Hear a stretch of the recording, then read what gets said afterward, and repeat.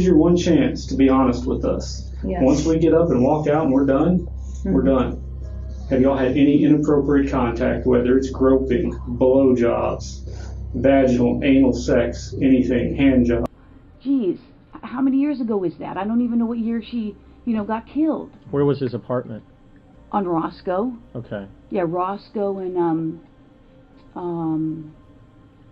east or west of DeSoto. This is Stephanie Lazarus, a Los Angeles police detective being secretly recorded during an unexpected interrogation. She had been summoned under the pretense of discussing a stolen art case, but the officers had a different agenda. They were dealing with a case so heinous it sent shivers down everyone's spine. But the only hurdle was the prime suspect was one of their own, someone who knew all the tricks to conceal the truth. A single misstep could have ruined everything, potentially burying the truth forever. Therefore, the interrogation had been meticulously planned and rehearsed before Stephanie was brought in. Stephanie, I don't know if you know my partner. Or... Hey, great. Hi. Stearns, nice to meet you. See you guys. How's it going? Good. Milling around.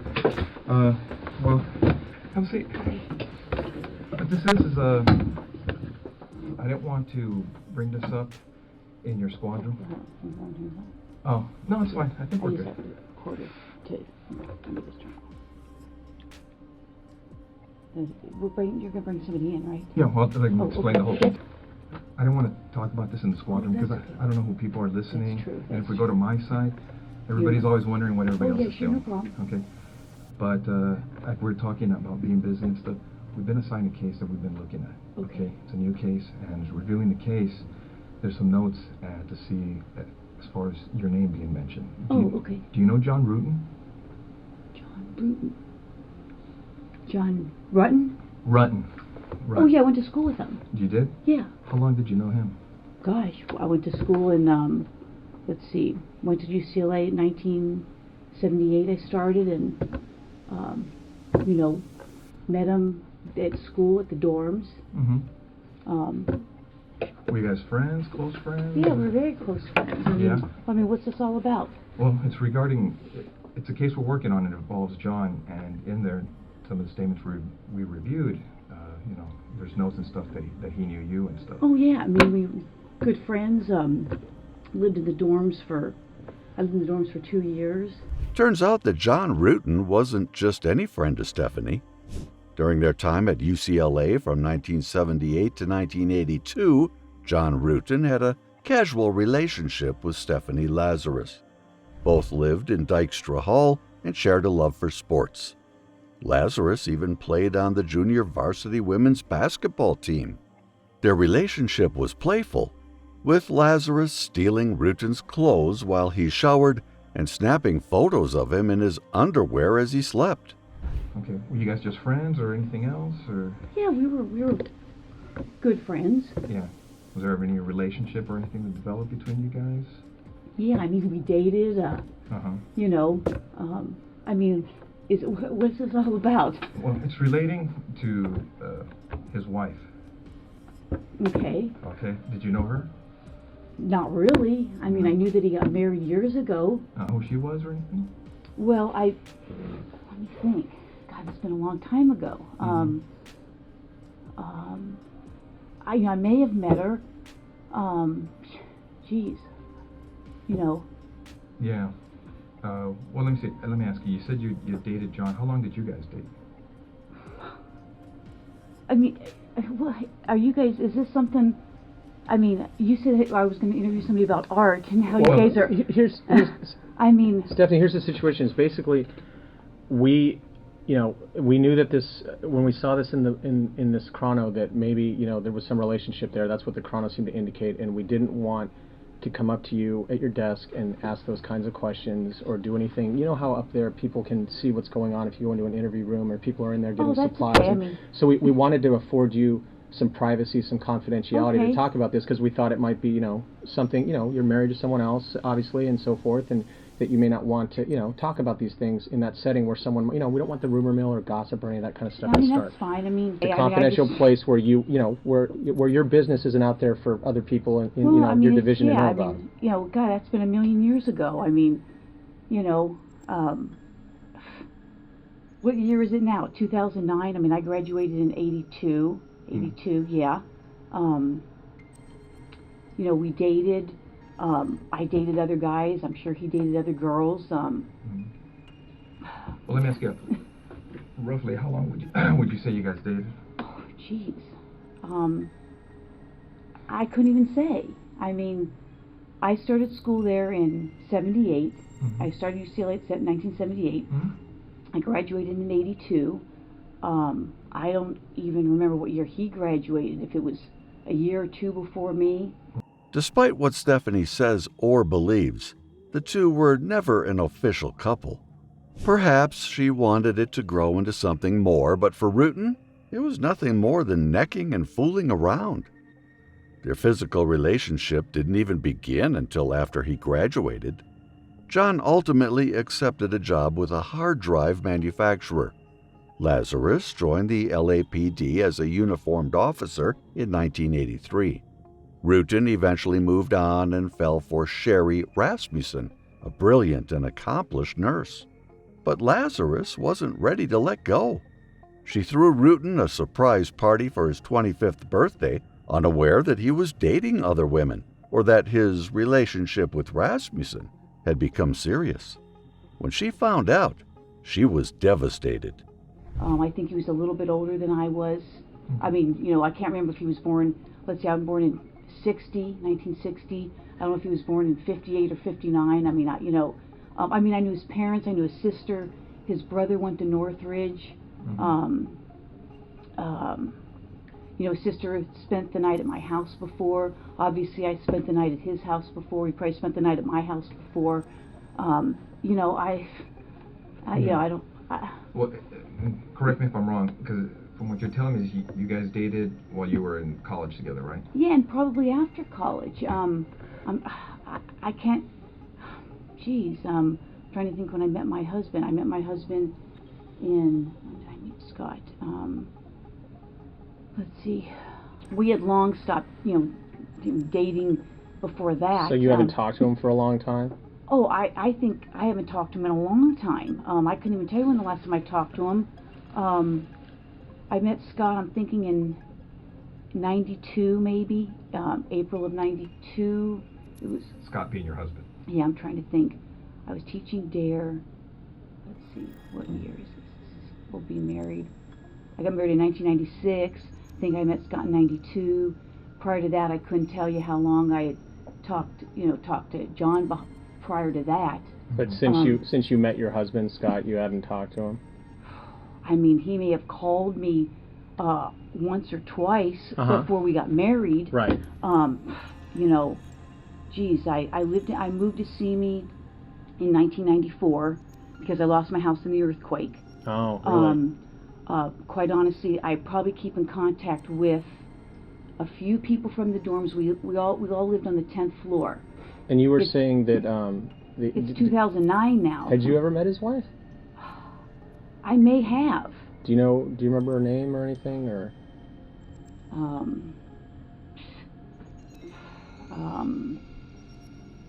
Or what she did for a living, or where she worked, or anything about her? Well, I think I'm going to say that I think she was a nurse. Let me ask you, did you go to their wedding, No, I didn't go to their wedding. No, did not go to their wedding. Couldn't even tell you what year he got married. I mean, it's been a million years ago. Do you ever remember if you ever talked to her? Because it seems like a lot of you who were at the school at UCLA, you guys kind of were friends during and after school, so I don't know if you guys still associated afterwards once he was married or anything. With him? Yeah. No, I don't think so. I mean, I would say, the people that were on the dorm floor, we did get-togethers. There's probably like 4 or 5. I don't think he ever came. Yeah, I mean, I don't, again, I don't understand why you're talking about some guy I dated a million years ago. Well, do you know what happened to his wife?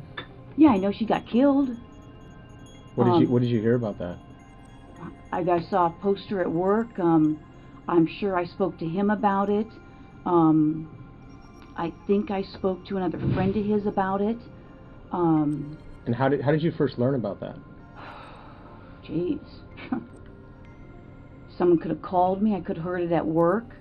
I think at one point there may have been a flyer or something. Now here's where the story starts getting interesting. Turns out that Stephanie was stuck on John. Despite her claims, she would never let go of him. Even after John married Sherry Rasmussen, Stephanie would show up at their apartment, fully uniformed and armed, asking John for favors that left Sherry feeling uneasy. Sherry eventually confronted them both, asking if their relationship was truly over, and they assured her it was. However, the truth was far more complicated. John had a brief affair with Stephanie, a secret that wouldn't come to light until much later. However, no one could have anticipated what came next. On February 24th, 1986, tragedy struck. Sherry was found brutally beaten and shot 3 times in the Van Nuys apartment she shared with John. The LAPD quickly dismissed it as a botched burglary, and the case went cold. But Sherry's father couldn't shake the feeling that something far more sinister was at play, that the woman who once loved his son might be hiding a deadly secret. He was convinced that Stephanie was the true suspect.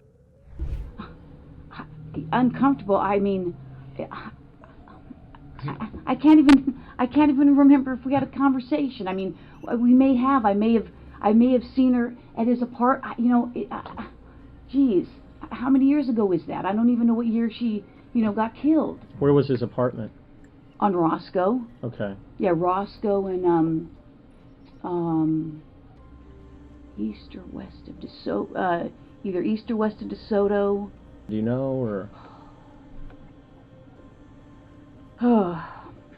I'm sure he did. Did you know where he was living, or? Somewhere in the valley. Did you ever visit him and his wife? No. No? Never No. went out to, get together, dinners, anything of that nature? No. Like I said, his sister used to come over. His sister had come to my place. I knew his brother because his brother played basketball at Northridge. In fact, I was just coming across some pictures that I just scanned from. I take a lot of photos, like 10,000, and I just did a service where I scanned everything. And I'd seen some pictures of his brother playing basketball. You just put them all on your computer so you could have them accessible and do things with them?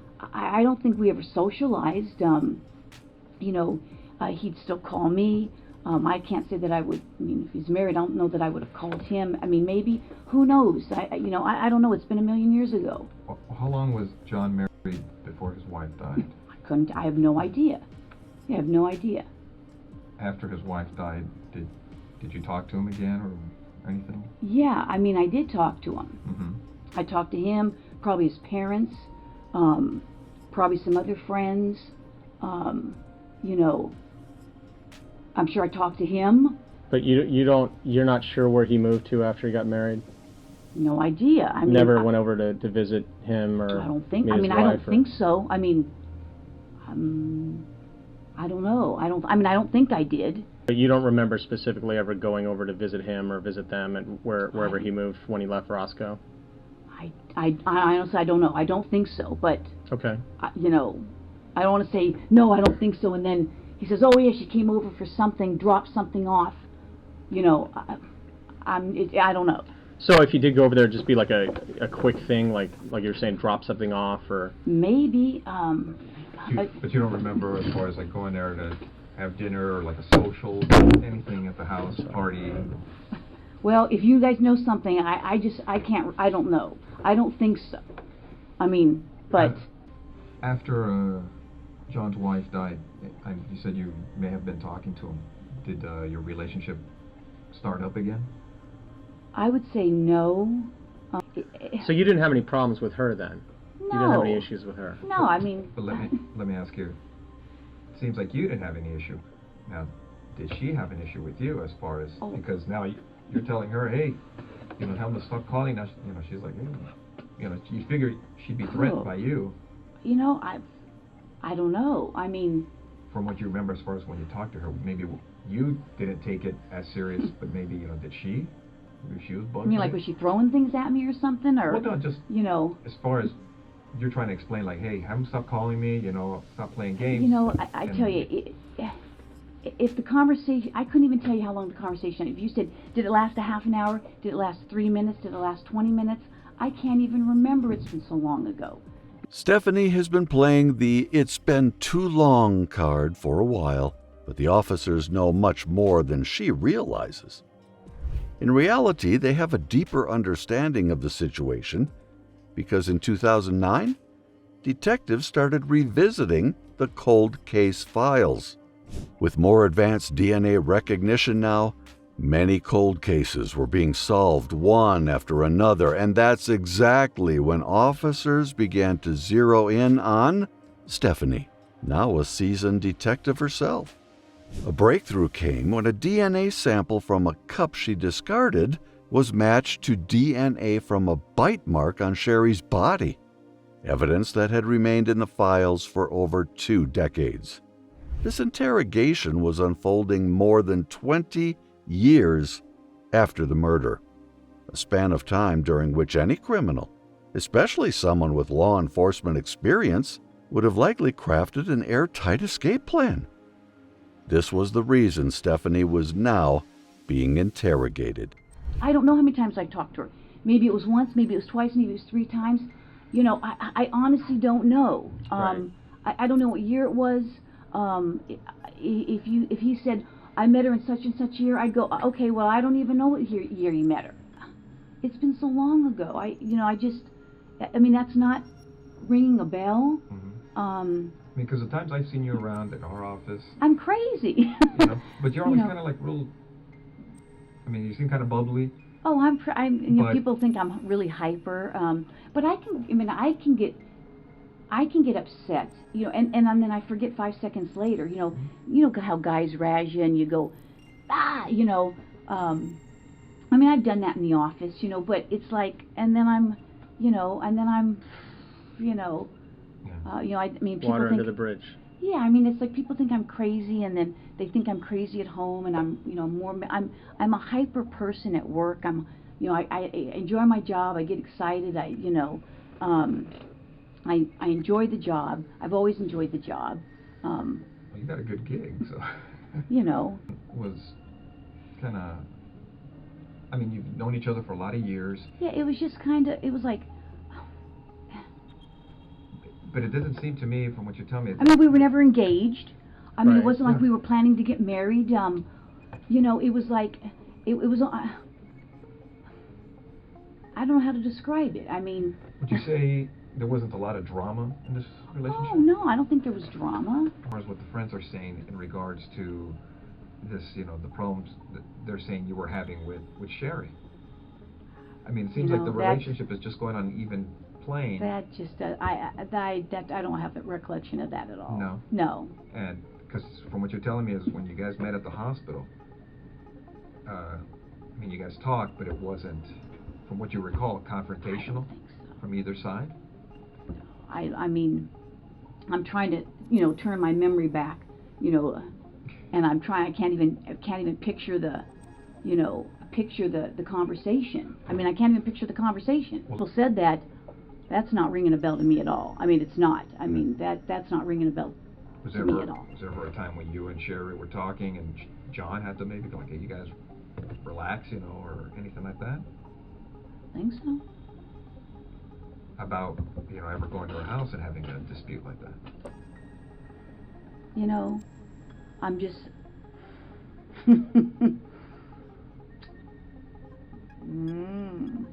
Well, fights at work are kind of you know, different because we've all had uses of force or whatever. But Well, I I mean, haven't even had even a lot of those. I mean, right. But you know, if you're actually, you know, I mean, I played. like if Dan and I got mad at each other and we threw blows in the squad room, I mean, 20 years later, I would remember it. I mean, I would think I would remember it, but pretty neat. that's what I'm saying. That's not sounding familiar to me at all. I mean, Let me ask you, I mean, throughout your life, would you remember the number of fights you've been involved in? And I don't mean kind of like a bump or something, just a physical fight where everybody's hitting each other, scratching, pulling, whatever. Maybe. I mean, I can't say I've been in a lot. Right. I mean, if you guys are claiming that I'm a suspect, then, I got a problem with, with that. Okay. Okay? So, if you're doing this as an interrogation, you're saying, hey, I'm a suspect. Well, now I got a problem with, now you're accusing me of this? Is that what you're saying? Stephanie was now clearly agitated, and nothing seemed to be working. Her charade of innocence was slowly unraveling, and the officers could easily sense her nervousness. If you're doing this as an interrogation, you're saying, hey, I'm a suspect. Well, now I got a problem with, now you're accusing me of this? Is that what you're saying? We're trying to figure out what happened, Stephanie. Well, I'm just saying, do I need to get a lawyer if you're accusing me of this? You don't have to. I'm just, you're here of your own free will. No, I know, but you're not under arrest. You can walk out. You can leave whenever you like. Well, but I'm trying to give you some background of how I knew him, and now you're telling me that somebody's saying that we had this big old fight, and I don't even know what you're talking about. And I don't want to get in trouble for something that I didn't even do, or you're saying I did something. Okay. Yeah, we understand. I mean, how would you guys like it if the tables were turned on you? I understand. No. No, that's what we're telling you. You're free to go whenever you want. If this makes you uncomfortable and you want to, now you're starting to make me uncomfortable. Now, what we'd like to do is, obviously, about all the DNA stuff and things of the nature that gets done on cases nowadays. If we asked you for a DNA swab, would you be willing to give us one? Maybe. Because now Yeah, because now I'm thinking I probably need to talk to a lawyer. Okay. Well, because I know how this stuff works. Okay, don't get me wrong. You're right. I have been doing this a long time. Yeah. And I wish I had been recording this because now it sounds like there's you're selling these people saying I'm fighting with her, and now it sounds like you're trying to I've been doing this a long time. Yeah, we know. Okay. And now it almost sounds like you're trying to pin something on me. No, now I got that sense. Well, what it gets to on these cases, and you know it as well as I do, our job is to identify and eliminate suspects. I can't believe this. If we ask you to the point to give us a DNA sample, a buccal swab, so we can identify or eliminate you, would you be willing to do that? Maybe. Because I know this. Well, that's where we're at too. Because right now, from looking at the evidence, it's it's possible we may have some DNA at the location. That's great. It's just, I'm shocked. I'm really shocked that somebody would be saying that I did this. We had a fight, and so I went and killed her. Come on. Well, that's... Okay. All right. Well, thanks for giving me the courtesy. I wish I recorded it. Thanks for your time. Yeah, thank you. All right, Stephanie, take care. All right. Stephanie thought walking out of the interrogation would save her from the consequences, but the case was now past that point.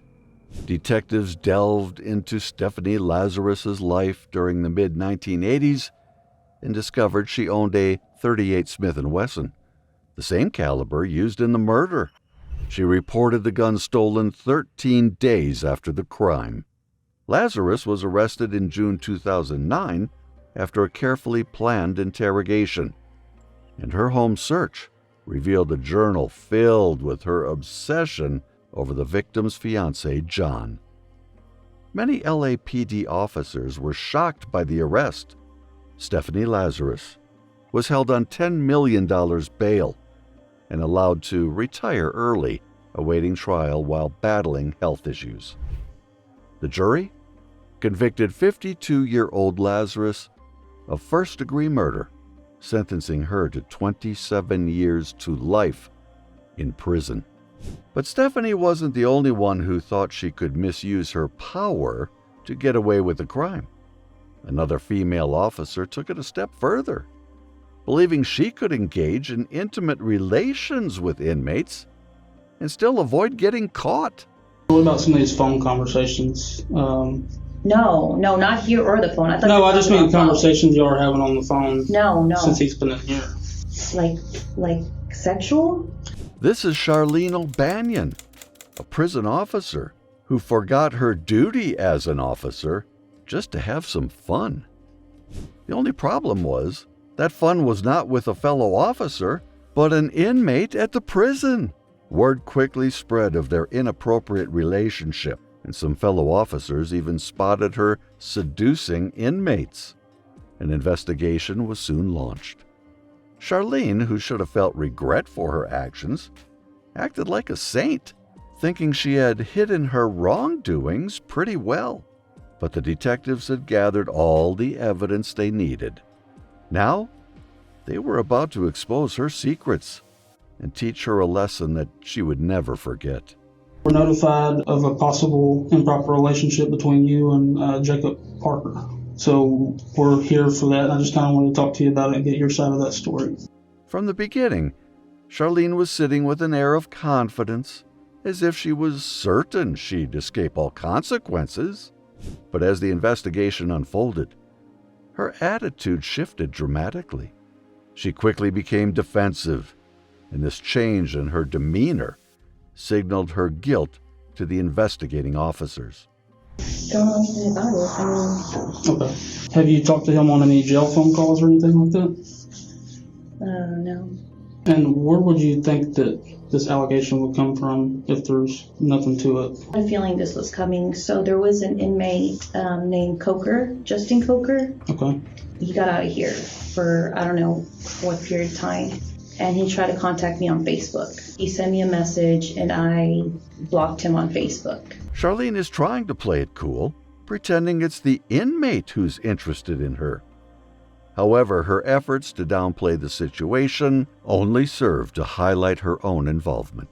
Parker was going back to Pequot to use the bathroom, and he was talking like at the window with me. Mm-hmm. And I guess Coker like didn't like that, which I had no contact with him or anything. And Parker had told me that he had gone up to him and was like, "Don't talk to her," or something crazy like that. I'm just not trying to be rude here. I'm just. Yeah. Why would you expect this conversation to come up? I don't know exactly how it started, like who it started from, but I was told that it was brought to somebody's attention, and then we looked at jail calls, and there's jail calls between you and Parker, and all that stuff's recorded. I don't think you're being completely truthful. Well, I kind of know that you're not, and I'm not trying to be rude when I say that. Yeah, no. I'm just kind of trying to lay it out on the table for you. Charlene is trying her best to look calm and collected, but her body is seeming more stiff than relaxed. It's almost as if she's using this facade as a strategy to control her nerves. But in just moments, the interrogating officers are about to deliver a jolt to her nerves that might feel like 1,000 watts of electricity. I guess a few years ago, we talked, and then I ended up here, and then he ended up here. I didn't know he was here. It wasn't anything like that. According to this version of her story, Charlene and the inmate had only known each other briefly before he went to prison, leading to some lighthearted joking, but nothing more. However, the evidence the officers have paints a completely different picture. So what about some of these phone conversations? No, not here or the phone. I just mean conversations y'all are having on the phone and here. Like sexual? Take it as that you've given him oral sex at some point, is what I gather from these calls. No, that was like in the world, but we never like. What kind of conversations have you had with him since you started working here and he's been in the jail? Talking about what would happen after he got out. The jail call recordings, have you been talking to him like while you're at home? Like he calls you from the jail while you're at home, or? Charlene has been caught in multiple lies so far. And what's worse, she's been calling him from her own home. For law enforcement and correctional officers to act this way is highly unprofessional. I haven't listened to this, but apparently there may be some talk in the calls about like photographs. Have you given him any photographs? Mm-mm. I gave him a photograph of his mom, which he had asked for, and of his dog, Jax. Have you given him any photographs of you? Mm-mm. So one of the things we're going to be doing is like looking at cameras and stuff too. Has there been any times where y'all were alone? Mm-mm. Charlene was likely confident because after working at the prison for so long, she knew how to evade cameras and to avoid officers on duty by understanding their schedules. However, she overlooked one critical detail. Prison calls aren't exactly private, and this mistake is about to cost her everything. Hey, baby. Go back. Baby, guess what? What, babe? I just won the blackjack game. Yay. You got a lot of stuff to clean and get rid of before you come home. No, just kidding. Yeah. I don't know. You probably got this weird swing hanging from the ceiling. Candace probably thinks it's a swing set. Well, if I had that swing, you better believe I'd leave that up for you. You'd let me put you in it? Yeah. With a gag ball and everything? This has to be the most embarrassing interrogation in history, and the expressions on Charlene's face make every moment worth it. I just want you to look at me sometimes and be like, damn, my woman's fine. Mm-hmm. And you got a live-ass head game. It wasn't my best moments. I was just trying to get it done. Meh, meh. Are you in bed? Don't even get me thinking about that because it makes me so horny. Get you horny? Oh, yeah. You felt me. I was like soaking through my clothes. You get very horny very easy. Oh, like, of course, like, I only get horny for you. Kudos to the cops for not losing their composure while listening to this entire conversation and staying dead serious. But Charlene is stubbornly intent on not admitting her fault, even after all of this embarrassment. I see how that sounds from like my point of view, like a more recent thing than 3 years ago. Just giving him this job was, you like don't remember anything about it. It's like telling me something, but you're having trouble coming up with details about it. You know what I mean? Like if it's that profound. I mean, I give him. How do you describe the job? This is a just factual thing that happened 3 years ago. I feel like you would kind of remember some stuff about it. You seem to have blanks in your memory when we get to certain details, but you remember being groped in the job from 3 years ago. I find that hard to believe. This is your one chance to be honest with us. Yes. Once we get up and walk out and we're done, we're done. Have y'all had any inappropriate contact, whether it's groping? Yes, I am being vulgar to get a point across. Yeah, no, it's not. I might have given him a back part of B. In the back part of B, Clyde? Okay. Mm-hmm. How long ago was that? I don't know. Lo and behold, Charlene finally decides to speak the truth for once. But here's where it gets a bit tricky. Despite finally speaking the truth, Charlene still doesn't grasp the severity of the situation. She actually believes she's going home after all this chaos. I'm going to ask, but I feel like I know the answer. I'm losing my job. So that's not really up to me. Internal Affairs is aware. Investigation is separate from ours because it's two totally different things. Yes, Charlene, you're losing your job, but that's not all. You'll also be losing your freedom. What kind of charges would, like... So it's illegal to have sexual contact with an inmate as an employee. So I said the ball kind of be in their court, but I'll let you know as soon as I hear something. I mean, would I go to jail? That's up to the DA's office. Charlene lost her job and was sentenced to 100 days in jail. She thought she wouldn't go down easily, but as the evidence suggests, she's not very good at doing that. Sadly, officers exploiting their power is not uncommon. Having an affair is one thing, but sneaking a phone to a prisoner? That's even more dangerous. This is Officer Tyler Moody, a Collin County detention officer. On Monday, October 10th, 2022, another detention officer discovered a cell phone and charger in an inmate's cell at the Collin County Jail. After further investigation, evidence pointed directly to Officer Moody. Upon being investigated, he admitted to his crime. Moody, I understand that you've offered your resignation. Is that correct? Can I get fired? Have you offered your resignation or not? If I can keep my job, then no. Well, you can't keep your job, okay? So let me just make it easy. You're fired. You've betrayed the trust of every citizen that we have the privilege to serve, and you've betrayed the trust of the brave and selfless men and women that you worked alongside for nearly 3 years. So as of this moment, you're under arrest for bringing a prohibited item, a cell phone, into a correctional facility. That's a third-degree felony. Do you have any questions about that? No, sir. Well, you're going to be cuffed. First thing I want you to do is stand up and take that uniform shirt off. You don't deserve to wear it.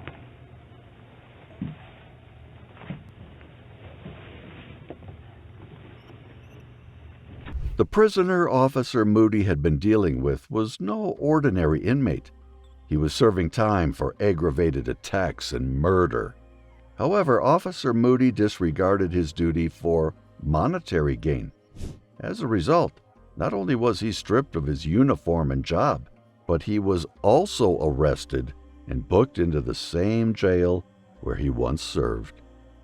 His bond was set at $5,000. All of these cases show that not everyone is worthy of authority and how easy it is to misuse power. What are your thoughts about these cases? Share them in the comments, and I'll see you in the next video.